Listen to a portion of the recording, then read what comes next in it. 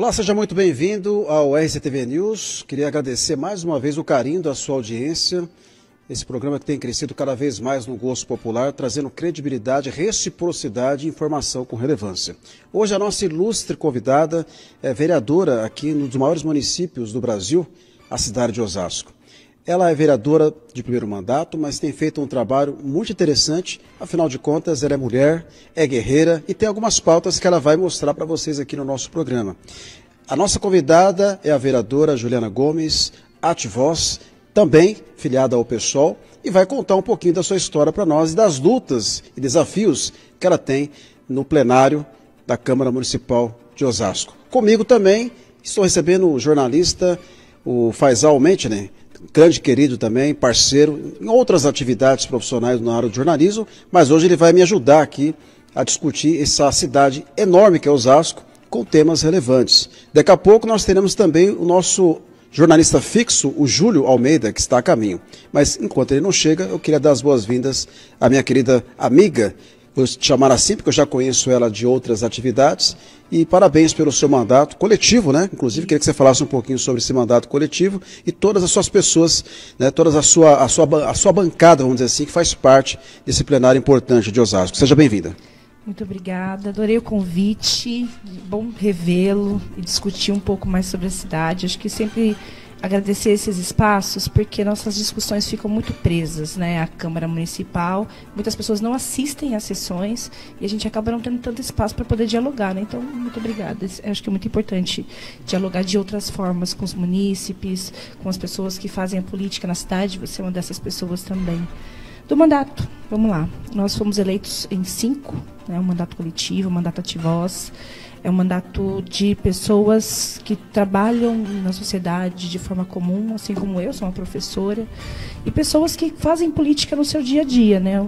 Nós fomos eleitos em 5 mulheres, em 3 mulheres e 2 meninos. 2 meninos muito jovens. Um, na época que foi eleito, tinha 21 anos e o outro tinha 24. Então, é muito jovem, né? Hoje, nós já estamos com um pouquinho mais de experiência na atuação no mandato, crescendo bastante nas pautas. Nós incluímos, e é uma informação importante, porque nós não fazemos parte só deste movimento aqui. Enquanto pessoal, nós fazemos parte de outros coletivos.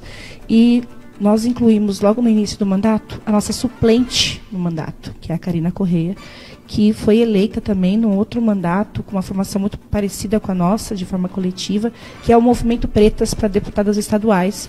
Então, hoje, Osasco também está representado aí na Alesp, através da Karina, que teve passou pela Ativoz também, junto conosco. Que bacana. Eu queria agradecer também a presença do Faisal, que discute qualquer tema. Esse homem está preparadíssimo para discutir qualquer tipo de tema. E participa de grandes empreitadas fora do país também, né, no México. Ele sempre manda os links lá, né, vai ser inclusive homenageado na Câmara Municipal de São Paulo pelo trabalho e os importantes serviços prestados à sociedade quando o assunto é jornalismo. Hoje nós estamos recebendo uma mulher importantíssima, por que não? A gente tem que destacar sempre as mulheres, porque não é fácil encontrar mulheres na política. Eu falei com a Simone aqui. Quando nós temos uma, a gente tem que aplaudir, porque não é fácil. É um ambiente extremamente machista, preconceituoso. E quando a mulher coloca à disposição da sociedade para brigar por diversas pautas, a gente realmente tem que parabenizar e agradecer por trazer o lado feminino, o lado da sensibilidade que só a mulher tem. Né? Os homens, lamentavelmente, não têm esses 6º, 7º, 8º, não sei quantos sentidos, né? Porque a gente sabe que é um ambiente já tradicional da política nacional. Então, receber a Juliana aqui nos mostra, mais uma vez, que as mulheres precisam ser influenciadas, não só por ela, mas por outras mulheres também que ocupam cargos relevantes. Inicialmente, boa noite, muito obrigado. Eu peço licença para entrar na sua casa, amigo telespectador, e quanto a ser homenageado na Câmara de São Paulo, estou me sentindo homenageado na Câmara de Osasco. Eu estou vendo a beleza atrelada à ética, então eu estou um pouco assim, meio turbulento. Olha, é um privilégio estar iniciando hoje na Smart TV esse projeto que veio para ficar, e eu estou tendo uma sinergia muito bacana com o povo osasquense e onde nós podemos alcançar fisicamente, porquanto virtualmente, em virtude das redes sociais. De fato, o mediador aqui presente, né, esse querido mediador, ele colocou, eu tive o privilégio de ter podido ser aceito em várias nações vizinhas aqui do continente, o qual me deixa muito feliz e muito honrado, e sempre comulgando com o Brasil. E com relação à quinta-feira, conto com todos na Câmara Municipal de São Paulo, quando na realidade estou me sentindo na Câmara Municipal daqui, né? Muito bem. Eu queria começar falando sobre um assunto importantíssimo que eu sei que você tem levado em pauta na Câmara Municipal, tem participado efetivamente dessas discussões. E a cultura de Osasco é muito importante porque traz junto consigo uma história muito interessante, não só no Museu de Osasco, que conta a história de diversas personalidades, como o censor Dimitri de Lavaux, que foi o primeiro voo aqui na América do Sul. Nós tivemos ali na João Batista, hoje João Batista, e nós temos um museu que precisa passar por uma reforma contundente e resgatar a história de uma cidade que, apesar de jovem, tem um conteúdo riquíssimo. Nós já contamos isso num documentário que nós produzimos.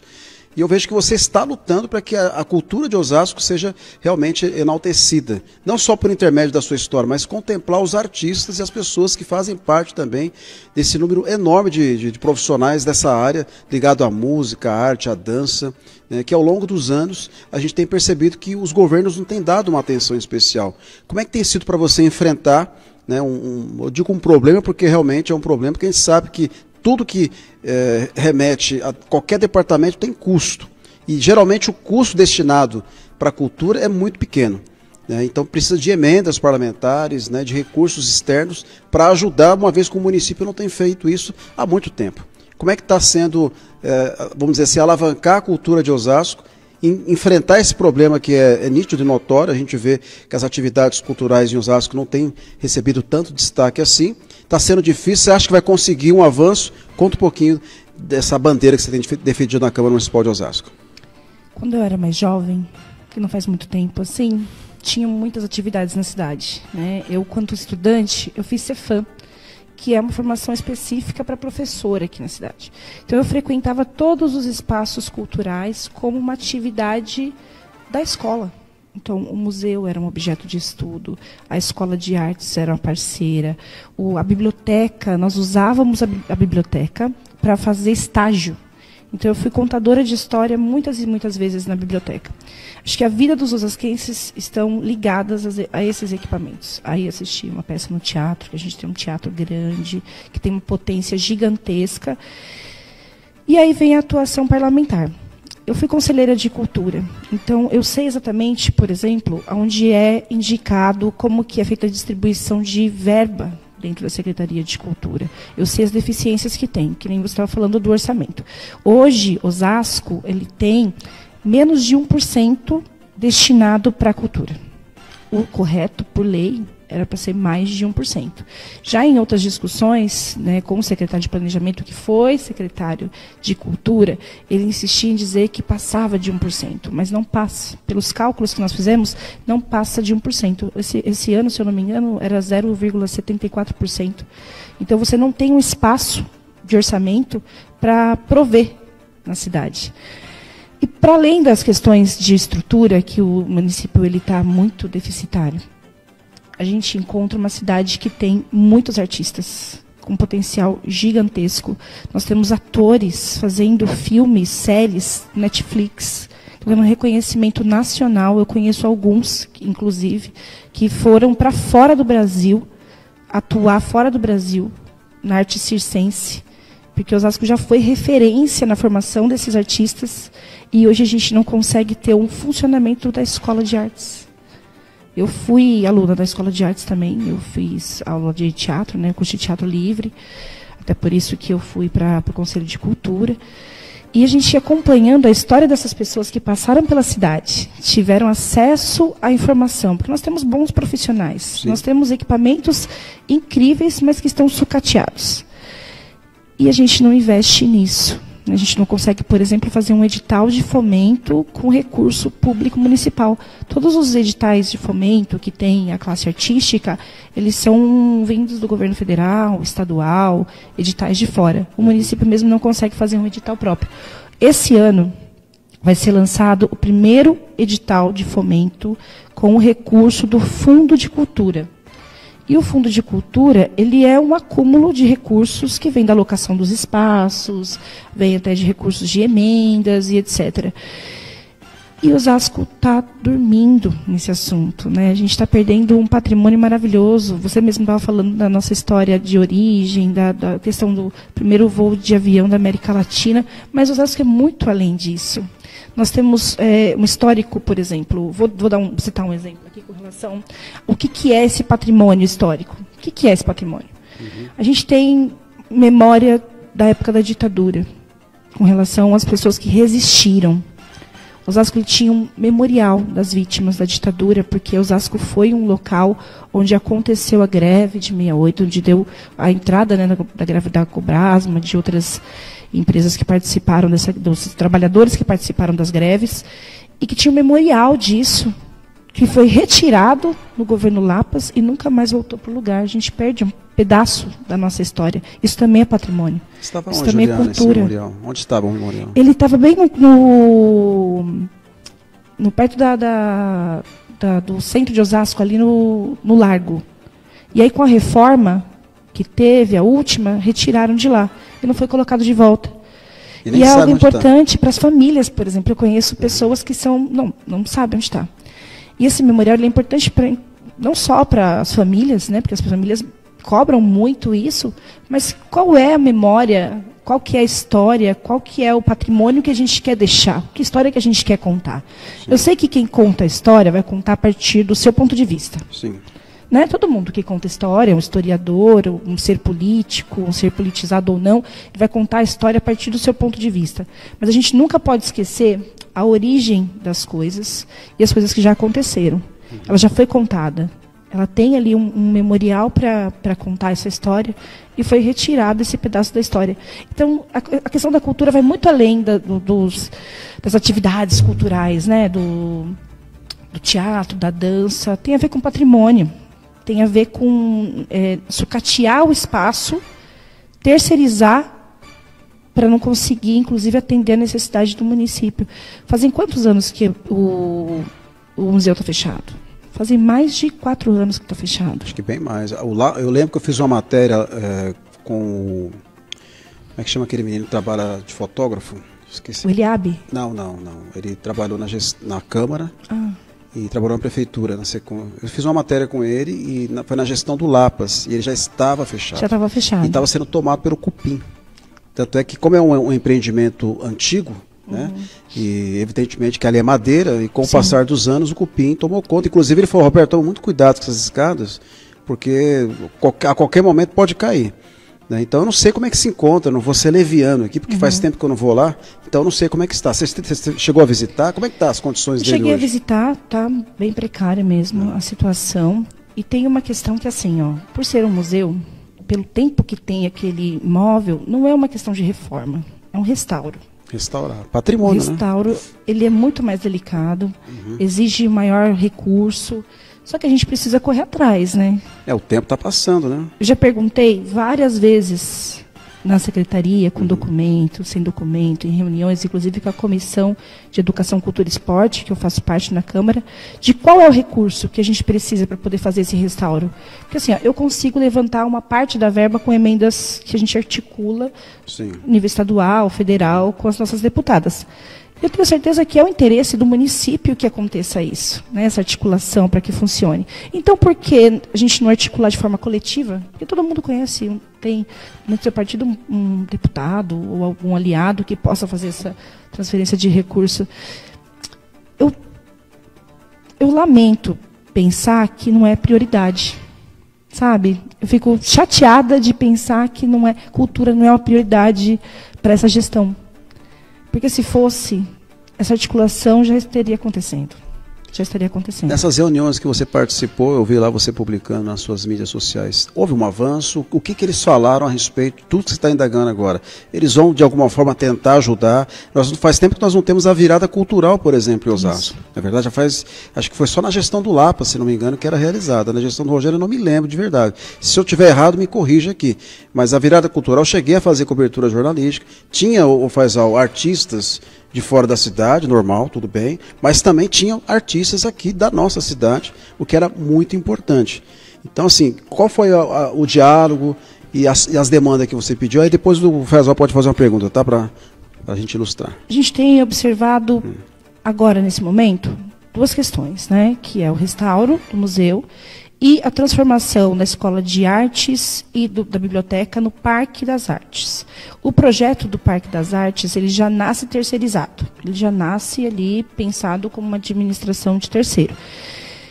E isso dá uma preocupação, porque se a gente tem um equipamento maravilhoso, que está fechado, parado, e tem condição do município mesmo fazer essa administração, e ele não está sendo feito, foi sucateado até o ponto de justificar a terceirização, falando que só tem essa solução de terceirizar, porque a empresa vai conseguir fazer o restauro, fazer a manutenção da biblioteca e transformar o prédio incrível e deixar tudo bonitinho. Então a gente está levantando muito essa bola, assim, porque saiu um edital, saiu um documento da prefeitura falando que era para já organizar uma turma para sair quem vai ser responsável para direcionar essa contratação dessas OSs, para administrar principalmente o Parque das Artes. Só que ainda não tem um projeto de lei que cria o Parque das Artes. Não passou pela Câmara. Não passou pela Câmara. A biblioteca, ela é um órgão público que, no seu projeto de lei de criação, ele não permite terceirização. Ele não permite terceirização, ele só permite parceria com o Estado. Isso é uma forma relevante da gente olhar o que vai ser preciso fazer para poder transformar aquilo num espaço que possa ser terceirizado. Eles vão ter que fazer um outro projeto de lei, criando, enfim. Não dá para poder colocar a carroça na frente dos bois. Sim. Tem que ser feito tudo em etapas. Mesmo sendo contra a terceirização, eu acho que a gente vale fazer uma reflexão do que são as melhorias que a gente precisa fazer e não frear as duas coisas. A gente precisa da reforma do espaço, e é uma discussão que a gente está fazendo muito, vários artistas estão fazendo isso. A gente não quer que pare e que não aconteça a reforma. Tem que acontecer a reforma, a adaptação do espaço, porque é um espaço que tem uma potencialidade gigantesca, mas está parado. Bem localizado também. Bem localizado. Todo mundo em Osasco consegue pegar um ônibus e chegar. As escolas conseguem ter acesso. Então, se você muda, por exemplo, a característica do local, coloca a internet, a informática funcionando perfeitamente, imagina esses estudantes da escola pública tendo acesso a um espaço como aquele. É riquíssimo, né? As escolas de educação infantil, falei que eu fui estagiária lá, a gente fazia isso, a gente fazia contação de história como estagiária para as crianças pequenas das escolas públicas. Então, era muito gostoso, era maravilhoso. E aí a gente está discutindo essa questão da privatização, trazendo outras alternativas também, como uma fundação das artes, de como fazer a destinação desses recursos diretamente para as pessoas que também trabalham com arte na cidade. Como que a gente consegue fazer isso? Falaram que não daria para fazer um concurso público, mas por quê? Por causa do número de comissionados? Então, a gente reduz o número de comissionados e abre um concurso público. Comissionado na prefeitura, ele causa, além do favoritismo, porque aí vai ter aquela coisa do trabalho direcionado de acordo com o que o chefe manda, ele traz um problema que é a instabilidade, né? Instabilidade, não dá continuidade a um trabalho. Porque cada gestor que muda, muda-se o funcionário. Como que você consegue dar um trabalho, por exemplo, de cuidado do patrimônio se você não tem continuidade disso? Alguém responsável por isso? E a questão técnica também. Questão técnica. Então, são várias coisas ligadas à cultura, né? Tem um movimento que eu acompanho bastante, que é o Modepac, que é um movimento também que vai pensar aí o patrimônio histórico e cultural, que vem fazendo uma reivindicação do restauro do museu. A gente fez aí um abraço ao museu, um abraço à biblioteca, um piquenique na biblioteca, para tentar trazer vida para o espaço. É um espaço pulsante de vida que precisa ser colocado em prática. E aí vamos falar um pouquinho dos avanços, né? A primeira proposta foi de fazer uma audiência pública e fazer realmente um debate. Não adianta a gente chamar uma audiência pública, eu trazer a minha discussão, você trazer a sua discussão e nada sair dali. Aí depois a gente recebeu a contraproposta de fazer um chamamento público, né, de escuta da população, fazer um período aí de escuta, e depois fazer audiência pública como uma forma de tirar um parecer. Se isso não for divulgado, não for feito de forma transparente, você chama todos os comissionados, eles votam, era isso que eu ia falar. Né? E aí você consegue o seu objetivo. E isso você consegue fazer de forma muito fácil. Você tem a máquina na mão. Manipula, né? Mas eu espero que seja feito de forma bastante transparente isso, porque ouvir a população é fundamental. Ouvir os trabalhadores da cultura. E a gente precisa tratá-los assim, como trabalhadores da cultura. Eu ouvi uma vez, não vou contar de quem, mas foi de um secretário, que assim, por que a gente vai fazer um edital de fomento? A gente vai dar dinheiro para as pessoas? Eu falei, peraí, o artista, ele trabalha, ele não está cantando só porque ele acha bonito o tom de voz dele. É um trabalho, gente. Não, é uma profissão. As pessoas estudam muito para estar ali, passam a vida se dedicando a isso, não é barato. Né? E aí é tratar de forma muito leviana a vida das pessoas que fazem arte, né? Que são trabalhadores da arte. E elas precisam, sim, de um investimento, muitas vezes, para dar o pontapé inicial. Ou mesmo para trazer cultura para dentro da cidade. Você prefere contratar um artista de fora, pagando, sei lá, não sei quantos, 100, 200 mil reais, ao fazer um edital de fomento que consiga descentralizar também as atividades culturais. Sim.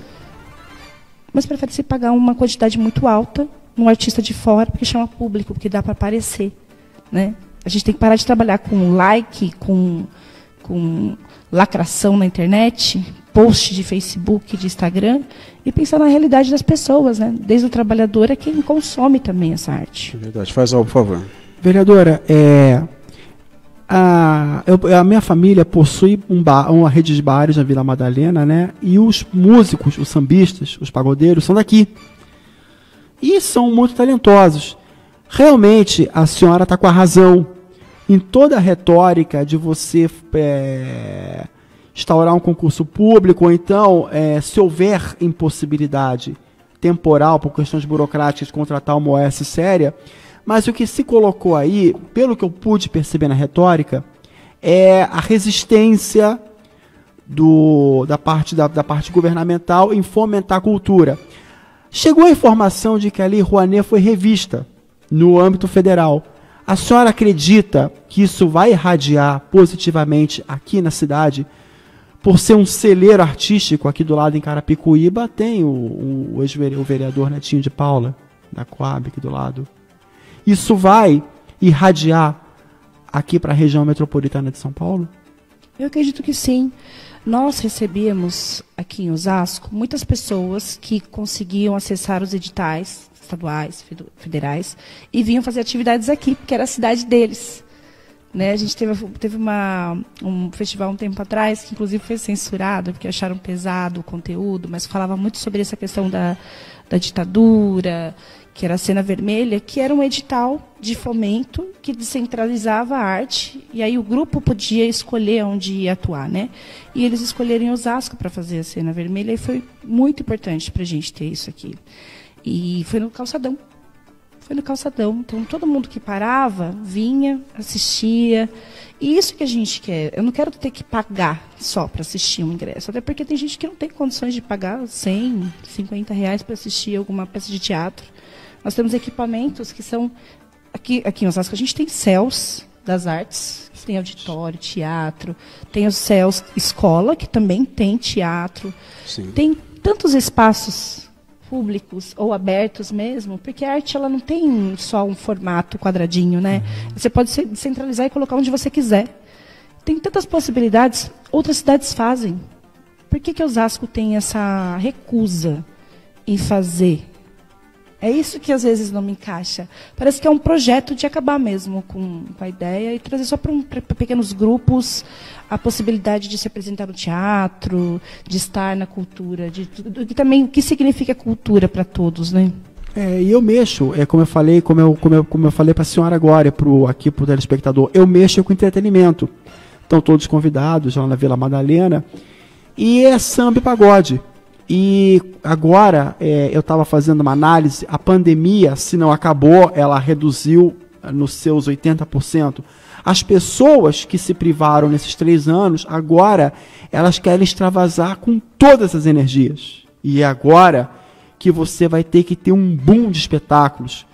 Você tem Lollapalooza, uma série, mas aí eu vejo, inclusive, espetáculos até praianos, né, eventos, etc. e tal, no litoral. Mas aí, eu não sei se colocaria o espetáculo público mais acessível ou se está tendo aí uma pressão para se manter espetáculos elitizados. Vocês têm toda a razão. Arenas culturais, conchas acústicas, como lá no Rio de Janeiro, de Niterói, aqui também. O acesso à cultura, porque cultura não significa inteligência. Cultura significa entretenimento também, tá? O Arthur da Távola colocava isso. Criar uma concha acústica, espetáculos a céu aberto, virada cultural, não tem custo, é um investimento. Por que investimento? Entretenimento é investimento. Para governabilidade é um investimento. Você vai reduzir a imediato prazo problemas de estresse psicológicos, problemas de disfunções, de desajustes sociais, porque a cultura, você pega um garoto, um pagodeiro, um sambista, um grupo, que de repente, num evento como esse, numa concha acústica, uma lona cultural, faz um espetáculo, ele se revela. E olha, cultura e esporte educam. Então, eu acho que vocês estão com toda a razão. Mas, dessa retórica, fica uma pergunta. O que está se colocando aí é impossibilidade ou desinteresse político em você usar um termo, desimbecilizar a população e permitir divertimento e arte. Arte por toda parte, é o que eu defendo. Então, o Conselho de Cultura aqui da cidade, essa cidade grande, maravilhosa, pujante, ele precisa ter mais efervescência. Eu acho que a interlocução no legislativo vai trazer isso à baila. Então, eu acho que agora o governo federal e também o governo do estado, em consonância com o governo do município, porque é o bem comum, vão ter que se alinhar. Bolsonaro ele acabou com o Ministério da Cultura. Então, aí já entra num campo que a gente vai ter que tocar, né? A minha irmã faz contação de história. E aí o que acontece? Isso foi desmontando todos os sistemas de cultura, municipais, estaduais, né? Desmontou mesmo o sistema, porque assim, para você ter acesso ao fundo, às políticas públicas voltadas à cultura, de fomento e etc., você precisa ter o sistema montado, que é ter a Secretaria de Cultura, ter o Conselho de Cultura funcionando e ter o Fundo de Cultura. Fora esse diálogo, né, e vários fóruns para a sociedade civil participar também, que tem a ver com esse sistema de cultura, porque é isso que traz recursos para cá. Eu acredito que agora, porque foi instituído esse sistema de cultura lá atrás, talvez ele seja retomado com a volta do Ministério da Cultura. Volta-se a discutir a cultura com outro olhar, com o olhar do trabalhador e da trabalhadora da cultura, que precisa de, às vezes, conseguir acessar isso para atingir outros patamares. Tem uma questão que, assim, nós passamos uma pandemia de Covid-19 que deixou muitos trabalhadores desempregados de vários campos. Só que o setor da cultura, ele foi um dos mais afetados. Porque o pagodeiro, o sambista, que frequenta o seu bar, ele não conseguia estar lá. Que a senhora está convidada e o público também, né? Adoro. Na Vila Madalena, não vou fazer merchan. Gosto dos dois, da Vila Madalena e do samba.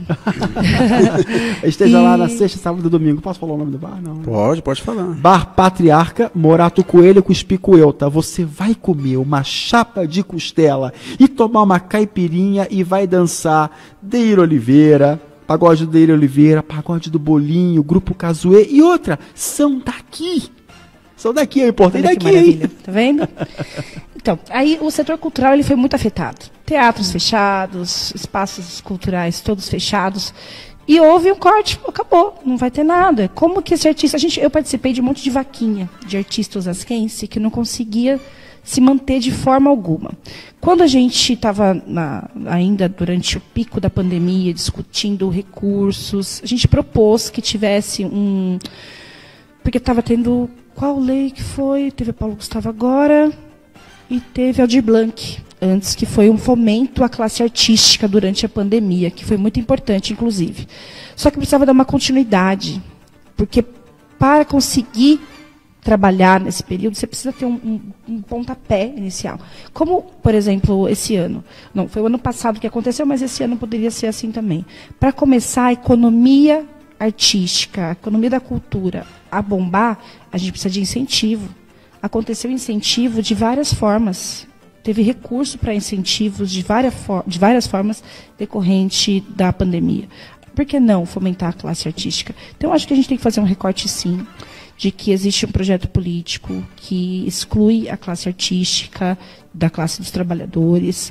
A gente precisa discutir, sim, que é um projeto de colocar uma alta cultura, que eu não sei nem de onde vem, porque nós somos osasquenses, o Brasil ele tem um alto padrão cultural, mas que é diferente daquele encontrado nos grandes teatros de música clássica, e que a gente tem que valorizar.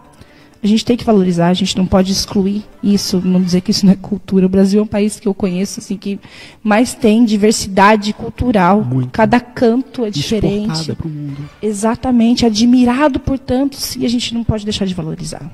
Então tem que fazer esse investimento na cultura. Eu queria aproveitar a sua presença e também falar sobre uma outra pasta que é tão importante quanto a cultura, mas que é o calcanhar de Aquiles de toda a gestão, que é a saúde. Na verdade, a saúde de Osasco também é um problema, e a gente tem percebido que você tem sido bastante atuante em cobrar do governo municipal ações para melhorar a rapidez nos atendimentos, porque a gente percebe que muitos osasquenses acabam indo para cidades vizinhas, principalmente Barueri, para buscar um atendimento mais rápido e até de alguns especialistas. Como é que tem sido a sua luta? O que é necessário para melhorar o atendimento público da saúde em Osasco, para que a gente tenha mais agilidade e os munícipes não tenham que sair daqui, né, e seja atendido aqui mesmo? Eu vejo, parece que a Osmar Mesquita está em reforma, né, que era um pronto-socorro importantíssimo para atender ali a região norte. E muitos desses munícipes acabam indo para Barueri, ali no Parque Imperial, para receber atendimento. E o Amador Aguiar é muito longe, na região central. E Osasco tem dois extremos, da norte e da sul. Não dá tempo de chegar. A UPA do Conceição não consegue atender toda aquela demanda, não é verdade? Aqui na Vila Menck também nós temos a UPA da Vila Menck, que também não consegue atender, porque a Zona Norte, Faisal, é praticamente uma outra cidade, sim, que separa de um rio do outro. Tamanha magnitude, o tamanho da cidade, ela cresceu muito. E aí uma vez eu perguntei até para o prefeito, por que não utiliza a maternidade Amador Aguiar, que é um terreno gigante, e faz um hospital vertical, por exemplo, o HMB, né, o Hospital Municipal de Barueri, que é vertical, num terreno enorme, e você tem ali um polo de atendimento voltado para a mulher, né, enfim, especialidades específicas. Será que no Amador Aguiar não seria também um local importante para a gente conseguir atender as demandas? Aí, não, mas a gente está fazendo da criança, que é ali do lado, onde tem ali a Getúlio Vargas, perto do SESI. Mas você distribuir melhor os atendimentos não ajudaria a acabar com essa grande demanda, principalmente quando as pessoas têm que passar por um especialista para entrar no tal do CROSS lá, né? A minha mãe, por exemplo, eu dou o exemplo da minha mãe, porque a minha mãe teve que se consultar em Barueri para conseguir entrar no CROSS e ser atendida no ICESP. Olha só a volta que a gente teve que dar. Eu esperava ser atendido no município, mas não consegui. Eu tive que ir para lá, e era uma questão de emergência, a gente depende da saúde pública. Então eu vejo um caminho muito longo e às vezes não dá tempo, Juliana. É isso mesmo. Eu sou usuária do SUS, passo na UBS, passo no pronto-socorro, você precisa de internação, eu dependo exclusivamente do SUS e eu sei bem como é que é. Eu já passei com as minhas filhas, por exemplo, que eu comentei, né, eu tenho duas meninas, uma de 3 anos, fez 3 semana passada, e uma de 6 anos. Já passei de pronto-socorro e pronto-socorro buscando pediatra. Porque não é um problema só de estrutura, de ter o prédio. Não adianta a gente ter um prédio. Eu tenho medo de quando esse hospital da criança e da mulher sair, da gente não ter médico. Não adianta. Vou dar um exemplo das condições físicas, depois fazer um paralelo com relação à quantidade de médico. Tem UBS, por exemplo, que não tem cadeira ginecológica, que não tem azulejo no chão, que os médicos atendem com papelão, aí põe a mesa em cima, fica ali morrendo de medo de não cair para ser atendido. Então, são realidades que a gente não vê nas redes sociais do prefeito, por exemplo, mas quem frequenta, e eu vou, né, a gente tem que cumprir nossa função fiscalizadora enquanto legislativo e fazer os apontamentos. Eu sei que muitos vereadores até fazem, só que acabam não fazendo igual a gente faz, que é expor, né, colocar nas redes sociais e tudo mais. Só que eu acho que é importante também colocar, porque o que aparece nas redes sociais é sempre uma Osasco tão bonita, que quem frequenta a escola pública, eu sei que seu filho estuda na escola pública, estuda. As minhas também. Os dois. A gente sabe o que tem, o que não tem, não é tudo lindo, não é tudo Lego, colorido, que se encaixa, né? Tem muitas deficiências. E aí você vê a estrutura com um problema, quando tem médico não tem estrutura, e quando tem estrutura não tem médico. Porque é uma falta muito grande. A gente falava da pandemia, a pandemia lá ocasionou um problema, uma outra pandemia, que é de saúde mental. Sim, não há dúvida. Quantos psiquiatras nós temos no município? CAPS, né? Não, mas psiquiatra, sim, na rede inteira, não só nos CAPS.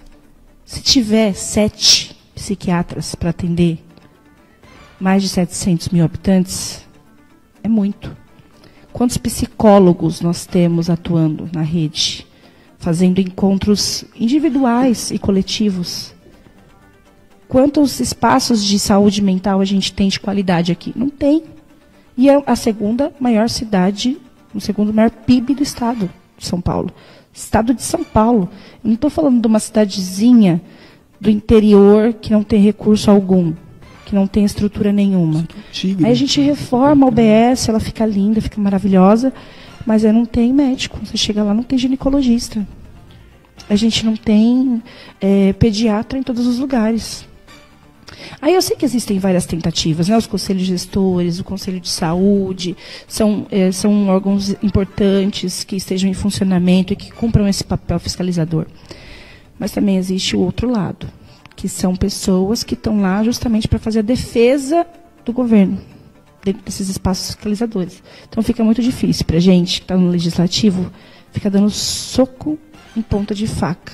Porque a gente fala uma coisa, bate na tecla, mas nós estamos sozinhos, muitas vezes, falando sobre essas coisas, né? E a gente precisa desse apoio da população. A gente recebe demanda demais sobre a saúde. Demais.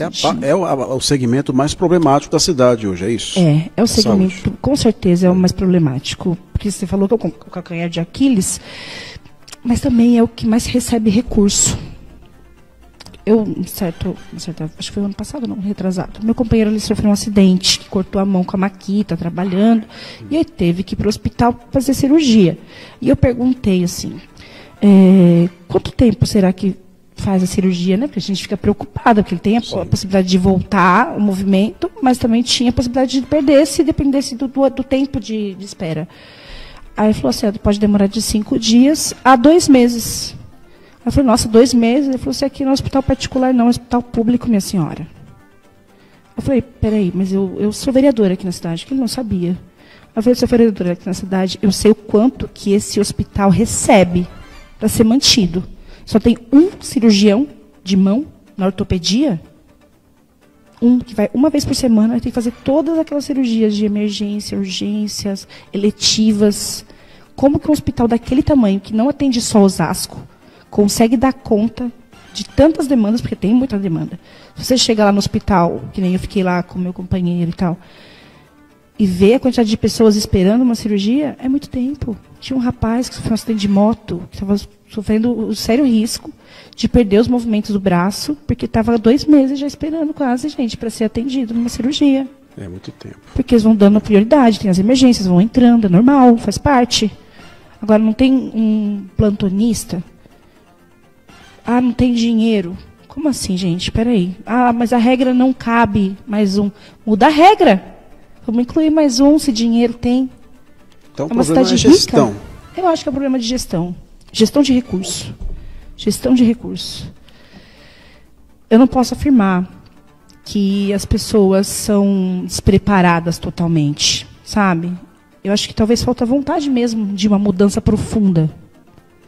Porque a mudança profunda ela pode acontecer. Se recurso tem, vamos pensar no bem da cidade, fazer mudanças profundas? Vamos fazer. Imagina se Osasco vira referência em saúde. Já foi uma época, né? Já foi. Na época do Dr. Celso Giglio, eu me lembro e recordo, inclusive o Antônio Giglio. Saudoso Celso Giglio, saudoso prefeito, deputado foi, ele era médico, evidentemente, então ele investiu muito na saúde, né? Maternidade Manura Guiar, uma reforma estrutural no Antônio Giglio, né? Enfim, ele investia muito nesse. Como na época nós tínhamos o Fernando Henrique Cardoso, que era o presidente do Brasil, e o governador, se não me falha a memória na época, nós tivemos o Serra. Covas. Depois o Covas. Era a transição do Covas para o Alckmin. Quando o Covas faleceu. Então. Ou seja, ele tinha os 3 poderes à disposição e ele investiu. Então, muita gente de Barueri, Itapevi, da região, vinha tudo para usar, mas atendia. Então, quando você falou que Osasco poderia ser, já foi. O Amador Aguiar, ele já foi premiado e referência no parto humanizado. O Hospital Amador Aguiar ele tem 2 projetos que, para mim, são fundamentais. Para a saúde da mulher e também para a questão dos recém-nascidos. As minhas 2 filhas nasceram lá. Uma tem 6 anos, né? Ela de 2016. Era um hospital em 2016. Em 2020, quando a Sofia nasceu, a minha mais nova, já era outro hospital completamente diferente. Eu estou falando de estrutura, de atendimento, de tudo. Com a minha filha mais velha, eu passei 1 mês internada lá, para ela nascer prematura. Perfeita, só que prematura. Então a gente passou 1 mês internado lá juntinho. Eu passei pelo Canguru, que é um projeto incrível, se bem trabalhado. Só 3 mulheres podem estar nesse espaço, a criança fica no calor da família, do pai ou da mãe, né? A gente consegue ter mais visitas nesse espaço. E a gente faz a criança fica quentinha, então ela não perde peso. Tem todo um negócio também do prematuro, porque saiu da barriga da mãe, aí precisa de um acalanto diferente. Então o Canguru é um projeto, além de bonito, ele é muito funcional. Uhum. Tem Osasco, tem plano de ampliação, que eu sei, porque inclusive a gente mandou recurso para essa ampliação com verba federal, deputada da Samira Bonfim, que a gente articulou para que viesse. Tem o banco de leite, que também, além do banco de leite, eu não tinha leite quando minha filha nasceu. Eu tive que aprender como que eu faço para tirar leite de pedra, praticamente, né? E tinha, na época, no banco de leite, tinha leite para doação? Tinha leite para doação, tinha, porque tinha campanhas permanentes. E as próprias mãezinhas que ganhavam bebê lá, elas era trabalhada essa questão, sabe? De doação de leite, que é importante. E como eu não tinha leite, eu aprendi lá, fiz vários exercícios com pessoas super capacitadas para produzir leite, e eu amamentei minha filha até 1 ano e 4 meses. Então, ele tem o seu valor. Só que ele precisa ser melhor estruturado. Talvez melhor gerenciado. Porque ele tem potencial. Agora, recentemente, eu fui fazer uma visita, que eu também faço parte do Conselho da Mulher, e a gente está fazendo umas conversas, fazendo diálogos em redes com esses equipamentos de atendimento à mulher. Então, eu falei, gente, é fundamental a gente dialogar no Hospital e Maternidade Amador Aguiar, porque ele representa não só a saúde da mulher, mas a saúde do bebê, né? Então, a gente precisa pensar nisso. Tem muitas denúncias de maus tratos, de estrutura, de óbitos, então a gente precisa estar junto também para poder ver. E o hospital voltar a ser a referência que ele era. Então, vamos lá, vamos dialogar, ver o que está acontecendo, quais são os problemas. Ele é referência em atendimento às mulheres vítimas de violência. Então, tudo isso faz parte do nosso trabalho enquanto conselho, vamos lá. E aí, depois, eu fui logo discutir, isso foi dia 16 de março. Fazendo 3 anos que eu tinha ganhado minha filha naquele dia, inclusive. E aí eu já fui perguntar sobre como que estava o planejamento reprodutivo, porque mudou também agora, recentemente, passou a vigorar, se não me engano, a partir do dia 5 de março, as novas políticas de planejamento reprodutivo, que antes é chamado de planejamento familiar. Agora é planejamento reprodutivo, porque a mulher não precisa ser casada para poder solicitar, colocar DIU, fazer laqueadura e etc. E foi muito importante perceber que o hospital, logo de cara, aderiu e está trabalhando da forma como que tem que ser feito a política pública do SUS, sem pensar na questão, porque o Estado é laico, né, a gente tem que separar as coisas de religião, tem que dar suporte emocional, tem que dar suporte na assistência social para entender a relação daquela mulher com a sociedade que ela vive, e que estava funcionando, né? Aí eu fui fazer a palestra também. Então tem várias coisas que estão acontecendo que são bacanas, mas que falta gestão. Uma pergunta, acho que todo mundo deve estar em casa perguntando. E o secretário de saúde, vocês já tiveram algum contato com ele? Já encontrei com ele 2 vezes, pessoalmente. Mas vocês já chegaram a discutir algum projeto que não está funcionando na cidade para poder melhorar? E ele, de alguma forma, manifestou interesse em ajudar e de repente, até, como você falou dessa questão de gerenciar os recursos, eu não sei quem foi que te indagou que não tinha recursos, e o que tem não é bem aproveitado. Foi o secretário de saúde, foi o prefeito. Como é que foi esse diálogo com o responsável pela pasta? Afinal de contas, a Secretaria de Saúde tem um representante. Interna, viu? Piada até interna, que assim, ele não conversa com todo mundo. Não dialoga? Ele aparece em algumas audiências públicas, ele aparece quando tem algumas questões, mas nosso diálogo sempre foi com a secretária adjunta, que é a Suzete, que quando a gente solicita reunião com o secretário, isso não é uma queixa só minha, enquanto vereadora, é uma queixa de vários outros, que quem recebe é a Suzete. E a Suzete, ela nos recebe bem, não tenho que me queixar. A gente fez aí algumas indicações, já com recurso, né, da deputada federal Samia Bonfim, ou da Mônica, do Movimento Pretas, para destinação desse recurso na saúde, e que sempre quem recebe a gente, para poder falar de melhorias, falar de qualquer tipo de aplicação de recurso, é a Suzete. A gente não é recebido pelo secretário. Eu tive a oportunidade de encontrá-lo, assim, ó, sentado numa mesa da Conferência de Saúde, na Conferência de Saúde Mental, na audiência pública, acho que foram 3 vezes, eu falei 2, eu estava mentindo, eram 3, no máximo 4 vezes. Mas como é que você entende uma situação como essa? Um secretário que não conversa com por exemplo, o Poder Legislativo, que é o departamento fiscalizador da instituição. Afinal de contas, nós precisamos ter um diálogo até para que essas demandas e esses problemas pontuais possam ser resolvidos. Quem atende é a adjunta, você já viu isso? Ele não vai, eu não conheço, mas eu respeito, porque ele foi nomeado, né, pelo excelentíssimo senhor prefeito, mas será cobrado. E ninguém quer ser cobrado. Será cobrado. Então ele vai esperar a hora certa que a poeira sente, para que ele possa encontrar a aspirina para dor de cabeça que ele está portando, para depois ele sentar e dar as caras. Vai ser cobrado. Então, mas ele sendo cobrado, automaticamente, quem recebe essas informações é o chefe do executivo. Afinal de contas, como você disse, é ele que nomeia. Quando você tem algum... Eu não conheço, mas o respeito... Então, quando você tem algum secretário, seja qual for o funcionário, de qual seja a nomenclatura ou a importância, quando não funciona, qual que é a primeira atitude a tomar? É trocar. Se eu tenho uma pasta que não está funcionando e está refletindo na minha governabilidade, eu vou lá e troco. Simples assim. Quantos secretários de saúde nós já tivemos na gestão do Lins, você lembra ou não? Acho que esse é o 3º ou é o 4º? Acho que deve ser o 3º, não lembro agora. Porque desde o primeiro mandato houve algumas trocas, eu também não me recordo. Roberto. Mas se eu não me engano foram 3 secretários que já assumiram. O Vido foi o primeiro, o José Carlos Vido foi o primeiro. O segundo foi um que veio lá de uma cidade do não sei o que, de Deus, João de Deus. Né? João de Deus. E se eu não me engano, depois veio o Carlos Machado. Fernando Machado, que é o Bola. Chama ele de Bola aqui. E ele deu continuidade, né? Exatamente. Então, 3 secretários passaram pela saúde. 3. O João de Deus viu que o pepino era muito grande. Roberto. Não ficou. E agora, eu estou dizendo como munícipe também, né? Porque eu não estou falando só como comunicador ou formador de opinião. Eu também utilizo a rede pública de saúde de Osasco. E eu sinto que falta realmente um olhar mais humano, né, principalmente na zona norte de Osasco. Você comentou da demanda, né? Eu fui no pronto-socorro do Rochdale, que é uma referência para mim, assim, de quando eu preciso dar uma emergência, eu corro no pronto-socorro do Rochdale. E lá, a pediatria, por exemplo, não era superlotada. Não era. Eu cheguei outro dia, tinham 15 crianças para serem atendidas. Eu entendo a questão da mudança do tempo, crianças pequenininhas que estão iniciando a escola, tudo, mas mesmo assim não era uma demanda muito grande.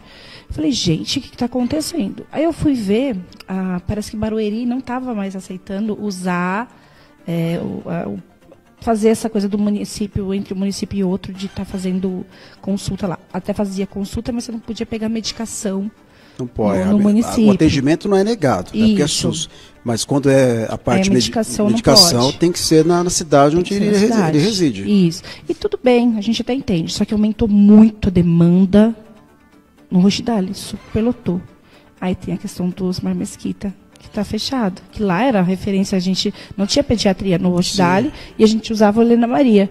Quando fechou, nossa, superlotou. E a fila gigantesca, inclusive no atendimento adulto. Né, o clínico geral também, lotado. Falei, gente, o que está acontecendo aqui? A demanda desse pronto-socorro já não dá mais conta.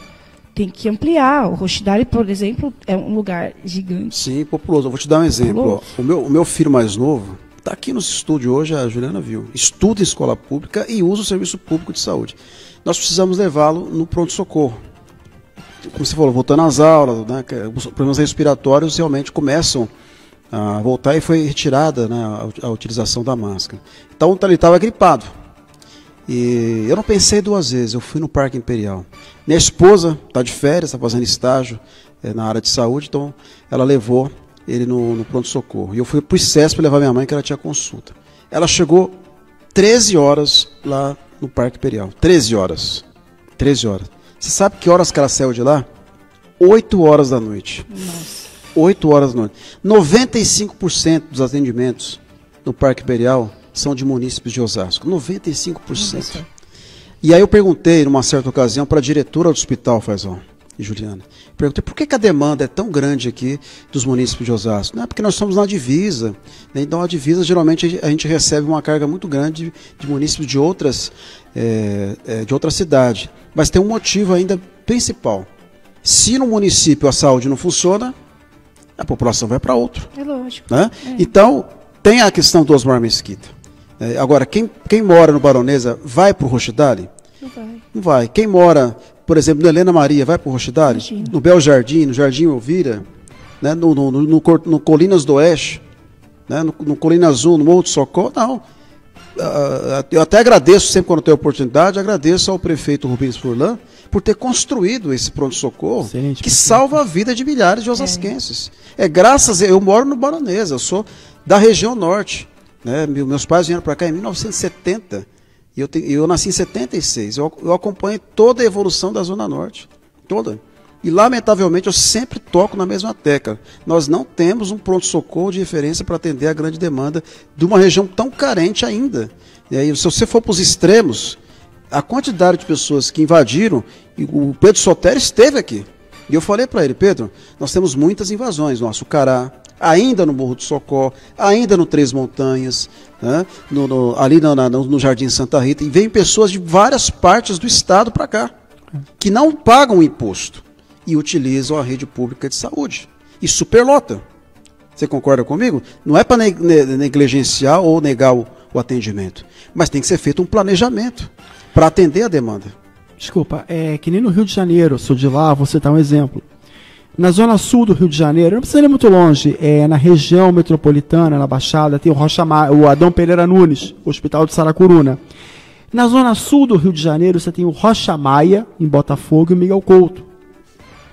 E realmente, às vezes, você tem que trazer do Hospital de Saracuruna, em Duque de Caxias, da época que eu morava lá, para o Miguel Couto e para o Rocha Maia, que são da prefeitura, do governo da prefeitura, enquanto o Hospital Geral de Saracuruna era do governo do estado. Talvez o que esteja se discutindo aí, estou pegando esse exemplo, é se esses hospitais citados, assim como a UPA 24 horas e o PS, são do governo do estado ou da prefeitura. Bom, isso não está em questão. Se é do governo do estado, se é da prefeitura, tem que haver o atendimento sem traslado. Acontecia isso no Rio de Janeiro, eu cansava de ver isso quando eu morava lá, eu sou de lá, e aqui não vai fugir a regra. Ora bolas, até onde eu sei, o hospital, a rede hospitalar é alta complexidade. A UPA 24 horas, aqui falou UPA 24 horas, é média complexidade e o PS baixa complexidade. Então o PS ele tem um determinado horário de funcionamento, ou posto de saúde, e o hospital não atende a demanda. Então superpopulaciona a UPA. E um detalhe, A UPA 24 horas, para se não estiver saindo um pouco do foco, ela tem 2 grandes públicos que superlotam, infantil e os CAPS. Então, tem que rever toda a questão da saúde, a saúde primária, secundária e terciária. Os Mais Médicos agora, que é um projeto até louvável, não está em voga se vai onerar o orçamento, se não vai, o Mais Médicos e as OS, se forem bem geridas e tiver um bom diálogo com os sindicatos de servidores e as OS tiverem um bom supervisionamento, perfeito, humanizará. Claro que a OS não vai dar médicos formados, aí o Mais Médicos entra, que é fabuloso, mas não vai adiantar eu mandar trazer o médico ou criar o Mais Médicos, isso no país inteiro, se eu não tiver a estrutura hospitalar, medicamentos, sem nenhum tipo de licitação, né, de nenhum laboratório intervindo, e se eu não tiver a estrutura para o hospital. O hospital de Saracuru está em petição de miséria, que é o maior da Baixada Fluminense, estou mencionando, porque superpopulação no Rio de Janeiro, o Miguel Couto e o Rocha Maia, que são da prefeitura, e são na Zona Sul, em Botafogo, outro em Copacabana, se citou 2 bairros daqui. Então, por que a rede hospitalar ela recebe do SUS por atendimento um repasse ou um royalties do SUS, se eu não me engano? Então, por que você não equaliza isso? Por quê? Porque a baixa e alta complexidade desemboca na UPA 24 horas. Não sei se aqui é UPA 24 horas. E um detalhe 24 também. horas.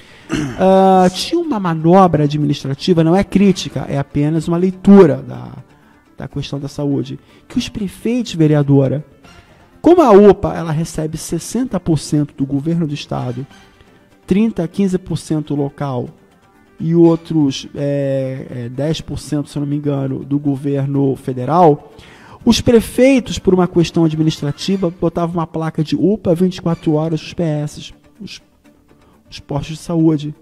E aí colocava lá, governo do estado do Rio de Janeiro. Eu não sei se aqui está acontecendo a mesma coisa na região metropolitana.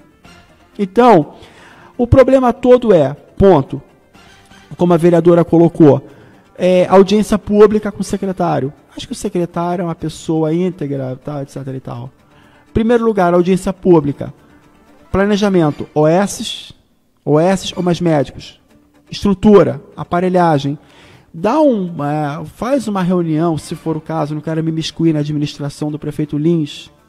Faz um apanhado de audiências públicas, leva para o secretário, olha, já tem planejamento, dá para fazer isso, o que está destinado na peça orçamentária da cidade para o ano de 2024, para 2023, 2024. Então, tudo bem, vai vir tanto do Fundo Nacional dos Municípios, vai vir tanto do SUS, vai vir tanto do Governo do Estado. Porque eu acho que o grande medo aí, Roberto e vereadora Juliana e telespectador, é orçamento. Eu acho que o grande medo é orçamento. A peça orçamentária, ela é boa, ela é grande na saúde. E tem a DRU, desvinculação de receitas da União. Então, como agora a gente tem tudo bem que pode ser que haja oposições veladas entre os 3 entes administrativos, mas é o povo de modo geral. Então vamos lá, ver o que é do governo do estado, o que é do governo do município, o que é SUS, faz um planejamento, chama a sociedade civil para uma audiência pública, fala com os laboratórios, com as faculdades, fiéis, mais médicos, e como dizem na gíria, que eu não gosto de usar, toca o barco. Dá para fazer. Mas aqui a quimioterapia é pior que o câncer. Não é porque ela está aqui defendendo a questão. A gente sabe também que a coisa degringolou. Né? Vai ser difícil. E a pandemia também botou todos os secretários de saúde no Brasil e no mundo numa saia justa. A pandemia não escolheu a nação, pegou o planeta inteiro. Mas a pandemia não é justificativa para um sucateamento que vem.